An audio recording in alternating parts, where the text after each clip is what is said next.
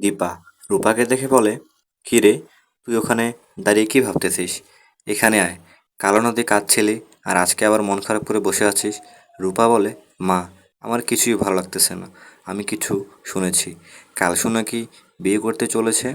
তখন দীপা বলে, "তুই সব কিছু ভুলে যা রূপা। কাল তুই কাঁদছিলি, আজও মন খারাপ করে বসে আছিস। এরকম করার কোনো মানে হয় না।" এ সময় সূর্য এসে বলে, "রূপা, মা, তুই আজকের দিনও মন খারাপ করে থাকবি? দেখ, যা হবার তা হয়ে গেছে, সব ভুলে যা। তোর বোন যাই করুক না কেন, সেটা ওর সিদ্ধান্ত। তুই সব ভুলে গিয়ে আবার নতুন করে শুরু কর।" এরপর দেখা যায় রুডি মদ খেয়ে বাসায় ফিরে আসে। ডোনা বলে, "রুডি, তুমি আজকেও মদ খেয়েছো? এটা তো ঠিক না।" একটু থেমে আবার বলে, "ঠিক আছে, একটা কথা বলো তো, তুমি কি সত্যি আমাকে পছন্দ করো, নাকি এসব শুধু মজা নেওয়ার জন্য করতেছো?" রুডি বলে, "না, না ডোনা, আমি সত্যি তোমাকে পছন্দ করি।" ডোনা বলে, "তাহলে প্রমাণ করো।" শেষে বন্ধুদের একজন এসে বলে, "তোমরা